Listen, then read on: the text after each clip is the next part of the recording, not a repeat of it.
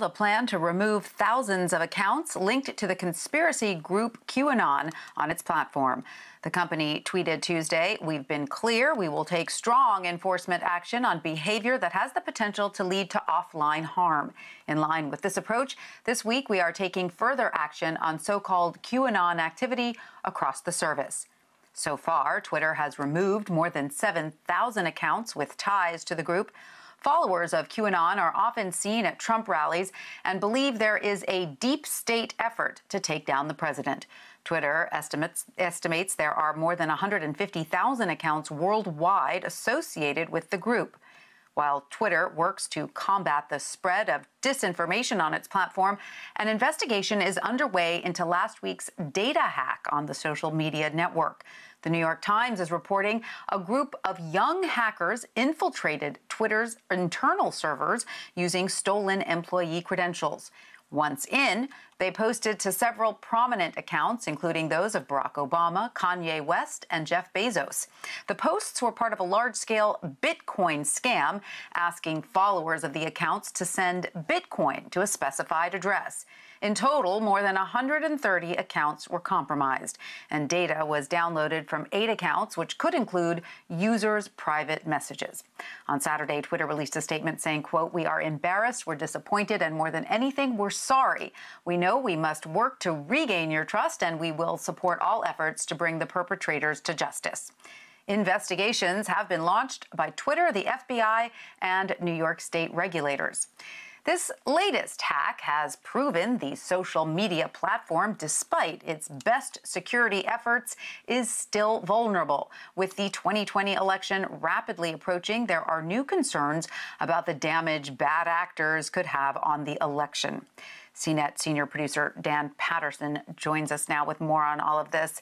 Hi, Dan. Great to see you. So the investigation into who was behind this attack is underway. The New York Times reporting a small group of young, less experienced hackers was likely behind the breach. So what more do we know about this group and how they carried out the hack? And should we all be even more worried that they seem to be so young and, inexperienced and they were able to do this?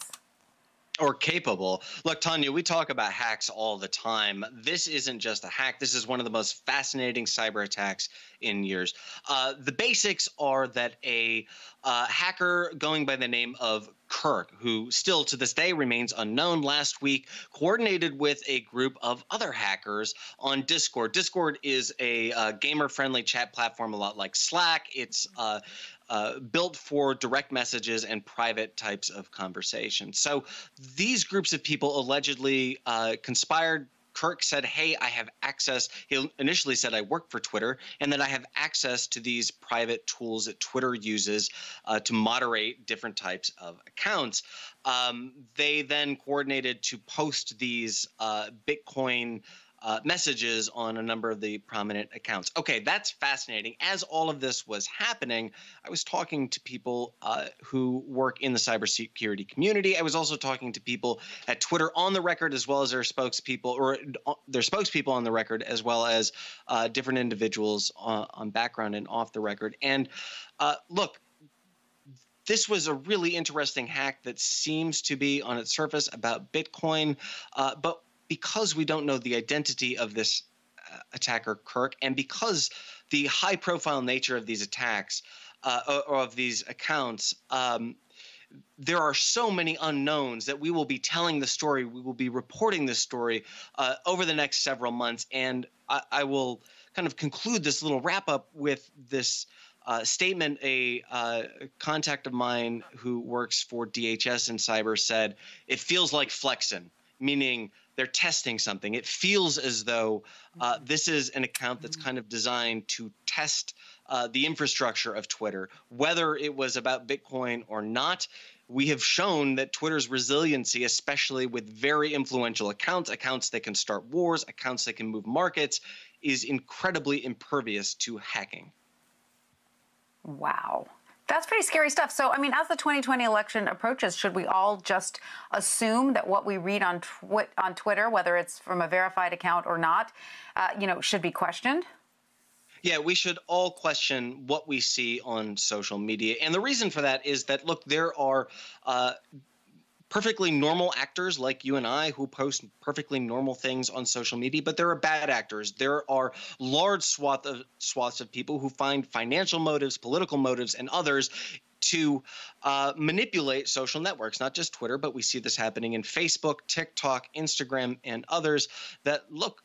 Coordinated, inauthentic activity is big business for a number of reasons.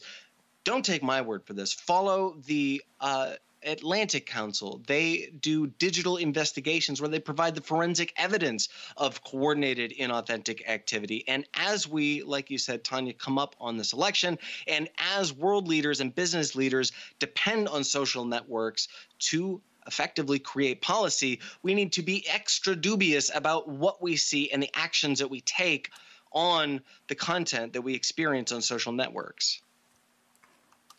And then is there any, question that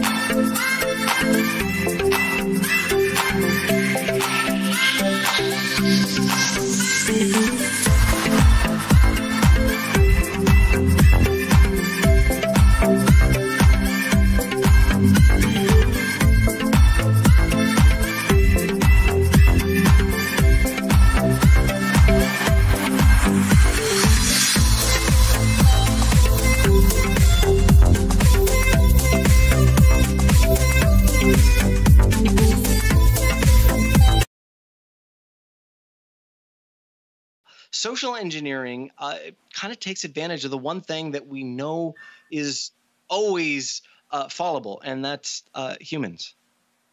We can always be hacked. All right. Well, Dan Patterson, thank you so much for joining us and giving us, a wake-up call there. Thanks a lot.